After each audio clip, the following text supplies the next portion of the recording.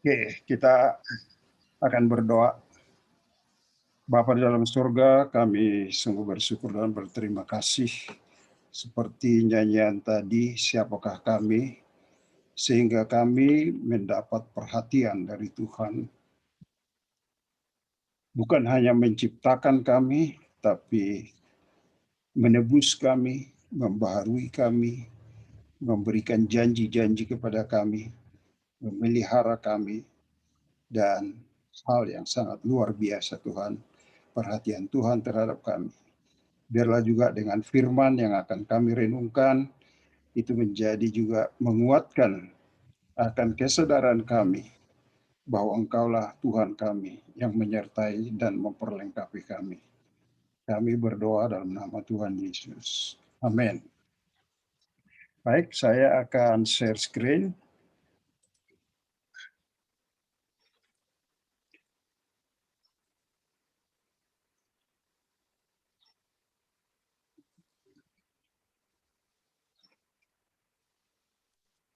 Judul kita siang ini adalah pemberlengkapan Allah dalam memenuhi panggilan kita. Dan siang ini kebetulan akan banyak ayat-ayat nanti yang kayak saya tampilkan, karena saya yakin lebih baik kita berpegang kepada firman Tuhan. Karena kata-kata manusia adalah tidak kekal, tapi firman-Nya yang kekal. Jadi kita coba meresapi firman-firman-Nya yang akan kita bahas. Natsnya adalah dari 1 Petrus 5 ayat 10, dan Allah sumber segala kasih karunia. Sumber segala kasih karunia yang telah memanggil kamu dalam Kristus kepada kemuliaan-Nya yang kekal, akan melengkapi, meneguhkan, menguatkan, dan mengokohkan kamu sesudah kamu menderita seketika lamanya. Ialah yang empunya kuasa sampai selama-lamanya. Amin. Itulah firman menjadi dasar renungan kita pada hari ini. Kehidupan ini tidak dalam keadaan vakum. Ada banyak hal yang akan kita hadapi.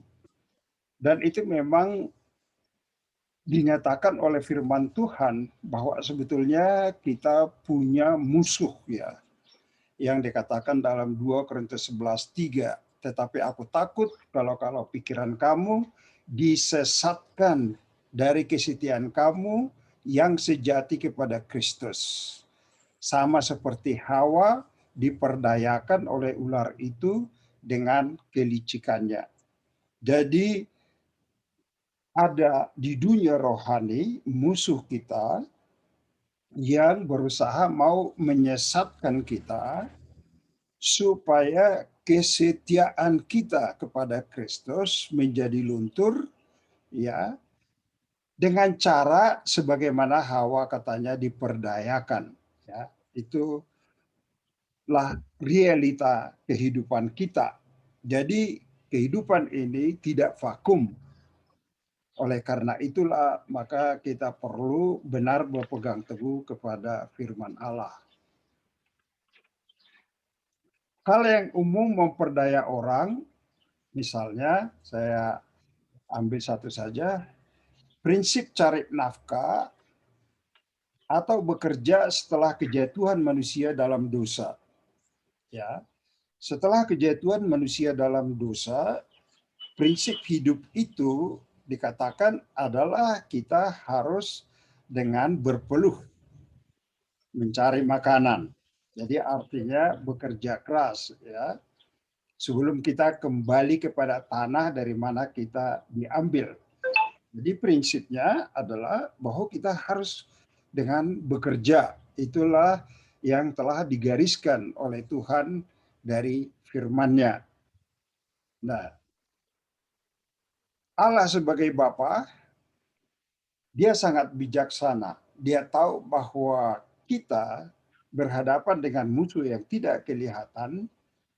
Dia dengan baik, berhikmat, dan sempurna, ingin supaya kita dapat melanjutkan kehidupan kita di muka bumi ini.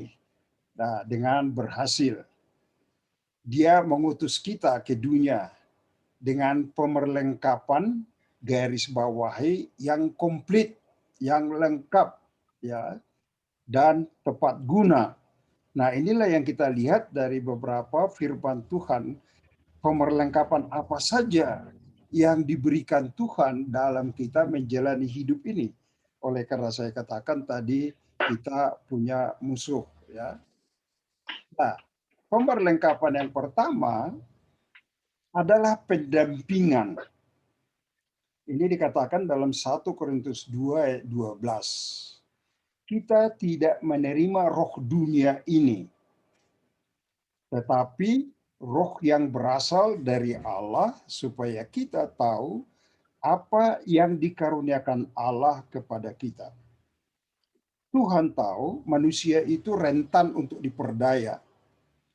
Oleh karena itulah maka Allah sudah menyediakan pendamping kita, yaitu Roh Allah sendiri, ya. Dalam bahasa Indonesia ditulis rohnya kecil, tetapi roh yang berasal dari Allah. Semua terjemahan seperti bahasa Inggris itu dengan spirit, roh itu tulisan besar. Jadi saya rubah jadi tetapi roh yang berasal dari Allah. Dengan kata lain adalah bahwa di dalam perjalanan hidup kita, kita perlu pendamping. Dan pendamping ini pada umumnya selalu menghidupkan firman Tuhan yang sudah kita pahami yang ada di dalam hati dan pikiran kita. Jadi dia menghidupkan firman itu. Yang kedua, kadang-kadang dia juga berbicara kepada hati nurani kita. Tetapi suara itu biasanya tidak dengan sangat gamblang, tetapi kadang-kadang sangat seperti kecil sekali. Ya, mengapa? Oleh karena dia roh kebenaran, dia tidak akan memaksakan kehendaknya. Ya, jadi oleh karena itulah patut kita belajar, patut kita peka untuk dengar-dengaran akan pendampingannya supaya kita dituntun dan diluputkan daripada jebakan musuh-musuh kita. Jadi yang pertama, perlengkapan yang pertama adalah mengaruniakan pendampingan. Karena dia tahu manusia kita lemah, karena itu harus ada yang mendampingi. Maka setiap hari kita harus belajar, berserah, meminta, mengundang dia untuk memimpin kita, ya, untuk memimpin kita. Baik, itu yang pertama. Kemudian yang kedua, dia juga menjanjikan kemampuan berupa kekuatan kepada kita, ya. Filipi 4 ayat 13 dikatakan segala perkara, jadi maksudnya apa saja, segala perkara dapat kutanggung di dalam Dia. Nah, perhatikan, kita dapat menanggung hanya di dalam persekutuan dengan Kristus. Di luar itu kita tidak dijamin, ya. Karena dikatakan di dalam Dia yang memberi kekuatan kepadaku. Memang kadang-kadang pandangan dan persepsi orang luar kepada pengikut-pengikut Kristus seperti berbelas kasihan. Ya, seperti ada dulu teman saya, ya, dia pejabat, dia direktur dari satu BUMN, tapi karena dia itu tulus hati, jujur, tidak mau neko-neko, asal di kumpulan keluarga-keluarga, dia selalu mendapat celaan. Dibilang dalam bahasa Batak, sioto-oto doi, sebotoi membuat hepeng, katanya gitu ya. Padahal dia merasa bahagia karena dia hidup dalam kebenaran. Tidak ada yang menghantui dia. Ada damai sejahtera di dalam hatinya. Dekat dengan Tuhan. Karena itu yang terutama. Ya. Jadi dia mendapat kekuatan walaupun dia tidak ikut-ikutan menggarong misalnya, dia dengan keadaan keuangan yang sesuai dengan apa yang patut dia terima, tetapi orang lain memang orang yang tidak mengerti melihat itu sebagai suatu kebodohan. Padahal dia sendiri menjalani sukacita, damai sejahtera, dan sampai sekarang dia terus menikmati persekutuan dengan Tuhan walaupun dia sudah lansia ya. Sementara teman-teman sebayanya sudah banyak pergi duluan. Oke. Kekuatan. Yang ketiga, pemerlengkapan yang ketiga adalah bahwa dia memberikan janji-janji firman Tuhan kepada kita. Bilangan 23:19 berkata, Allah bukanlah manusia sehingga ia berdusta.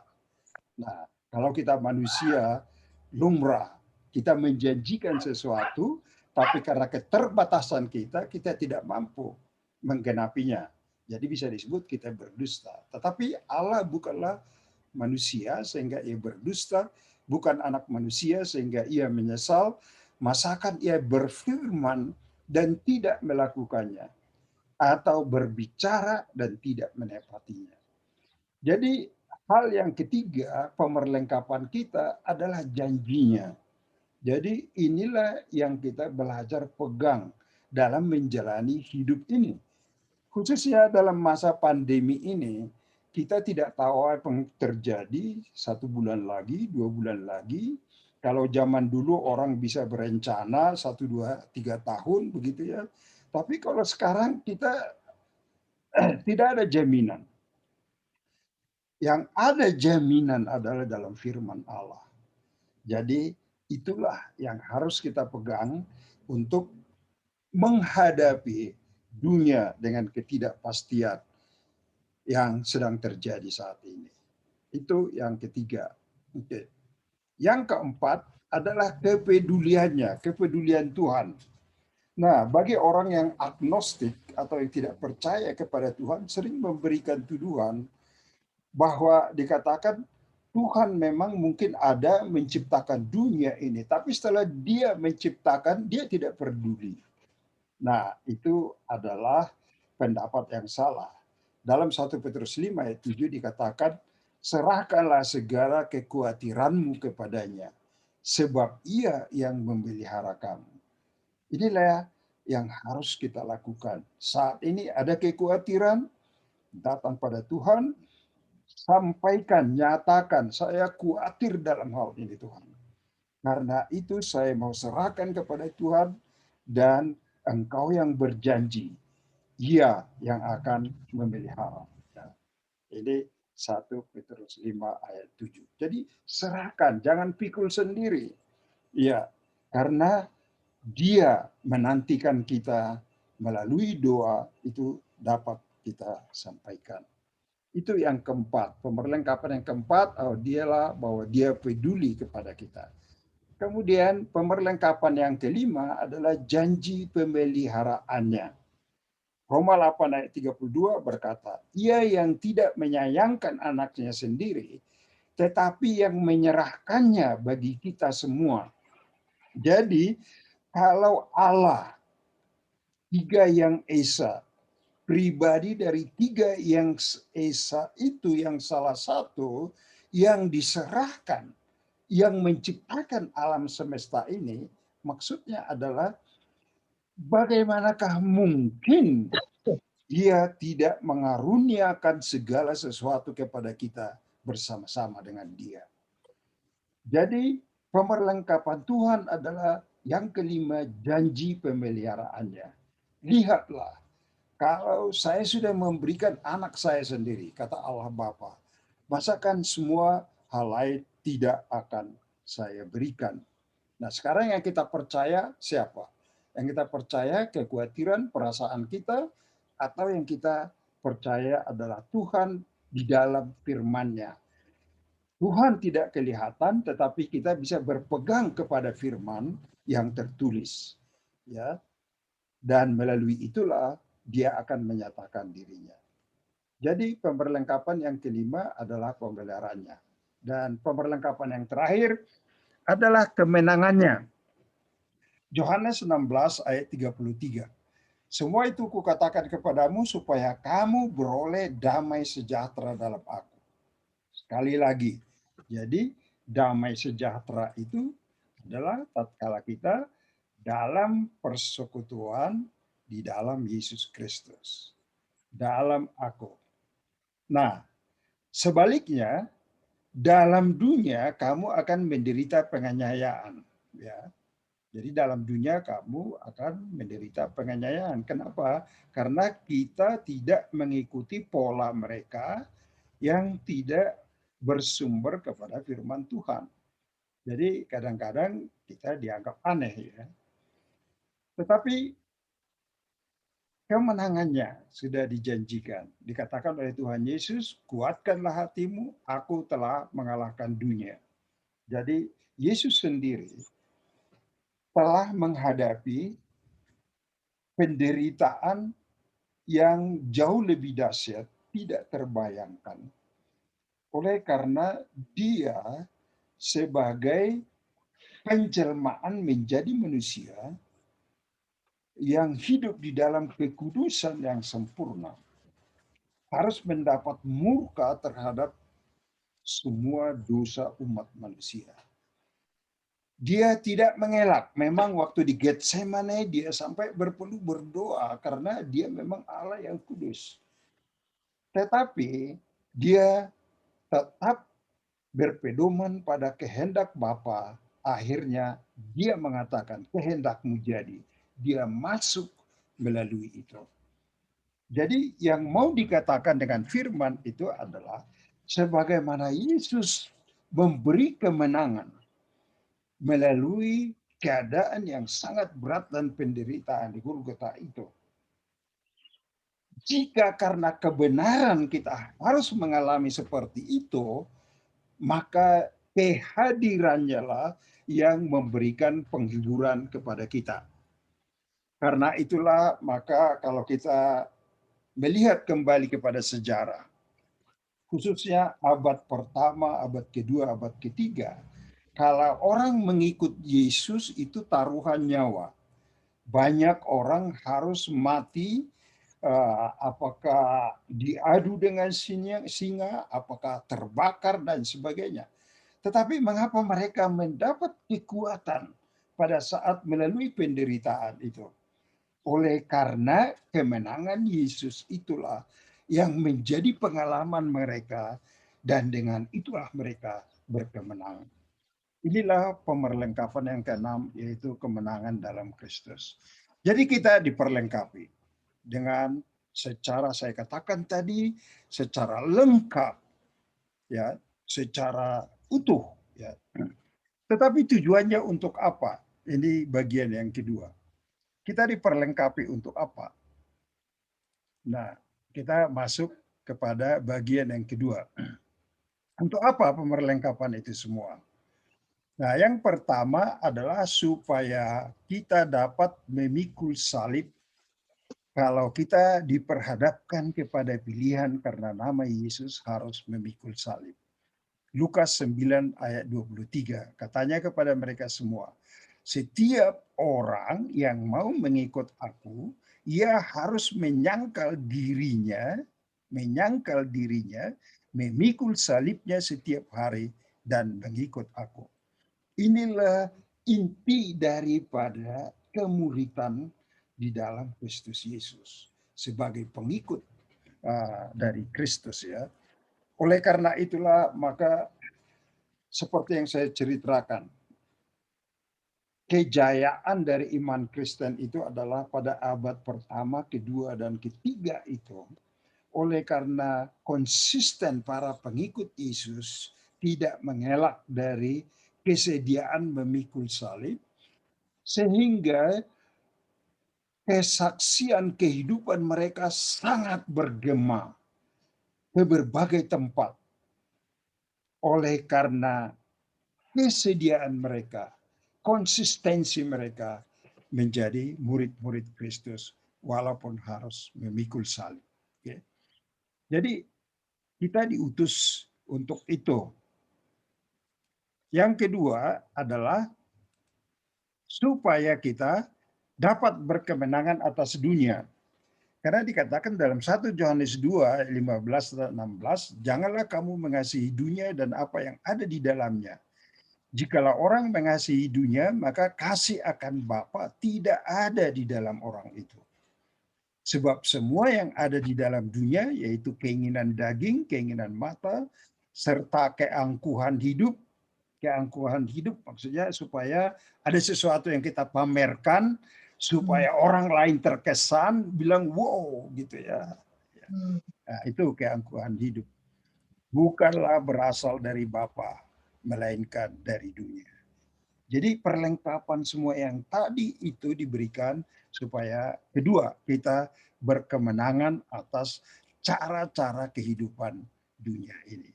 Oke? Kemudian yang ketiga adalah supaya kita tetap berdiri teguh dalam iman. 1 Korintus 15:58. Karena itu saudara-saudaraku yang kekasih, berdirilah teguh, jangan goyah. Giatlah selalu dalam pekerjaan Tuhan.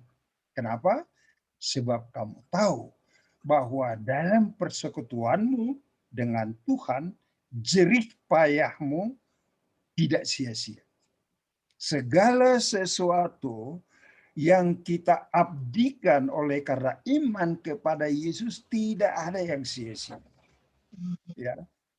Nah, jadi supaya kita tetap berdiri teguh, karena itulah Tuhan memperlengkapi kita. Itu yang ketiga. Kemudian yang keempat adalah supaya kita ada hati untuk melayani orang lain. Melayani di sini maksudnya adalah ada kesediaan hati untuk menjadi penolong, ya. Karena firman Tuhan katakan Markus 10:45, karena anak manusia juga datang bukan untuk dilayani, melainkan untuk melayani dan untuk memberikan nyawanya menjadi tebusan bagi banyak orang. Rahasia dari kehidupan yang mendatangkan sukacita sebetulnya adalah tatkala kita dapat berbuat sesuatu pertolongan kepada orang lain, disitulah kita benar-benar mengalami sukacita itu.